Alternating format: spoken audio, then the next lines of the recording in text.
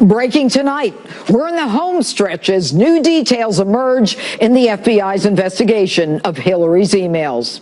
Hello and welcome to Justice. I'm Judge Jeanine Pirro. Thanks for being with us. First, my opening statement. The FBI's ability to get Huma Abedin, Hillary Clinton's closest advisor, confidant, and State Department Deputy Chief of Staff to sing can make or break this election. Right now, reports are the FBI is negotiating with Huma's lawyers, stemming from her joint computer with her pervert husband, disgraced ex-Congressman Anthony Weiner. Here we go again. We are 9 days away from an election that will redefine this nation. And as I said last night, we're on the precipice of yet another constitutional crisis because of the Clintons. This time involving an alleged pedophile, our nation's top secrets, and a couple of grifters from Arkansas. Now, you already know how I feel about all this from last night's Open. The American people are entitled to know, before we go to the voting booth, what it was that caused FBI Director Comey to reopen this case. He's got to tell us what it was that he discovered, what was so big that he violated Justice Department and FBI guidelines and alerted the nation. He cannot hide behind protocol now. The justice guidelines that don't let me talk rule doesn't work anymore. The we don't comment on pending cases doesn't work anymore. There are no ethical prohibitions now.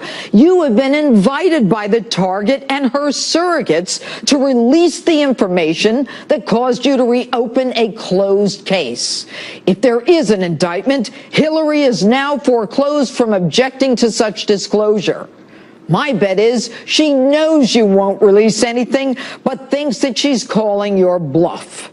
If she really wanted to know, all she has to do is sit down with Huma and ask her. The investigation, of course, is not then compromised since documentary evidence, in this case emails, don't change. So it's time to do what you didn't do last year, a thorough, unbiased investigation, using all the tools available, search warrants, and impaneling a grand jury. No more Mother May I routine.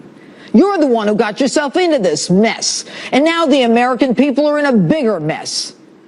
In 2013, Huma signed a document under penalty of perjury when she left the State Department that she had turned over all classified materials and she was not retaining copies.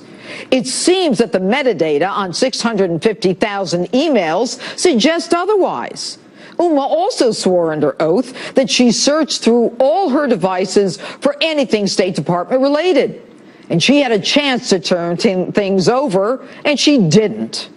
So start your negotiation there, Mr. Director. You've got her in a corner, and it's time to throw some punches. Make your deal with Huma now. If you don't, and Hillary gets elected, no one will care. Hillary will do what she's always done. She'll be appalled at Huma. She'll say she didn't know, she didn't remember, she short-circuited, she had a brain clot, she had no idea. Look, the American people are already traumatized by the Clinton scandals, and we just can't take 4 more years of them.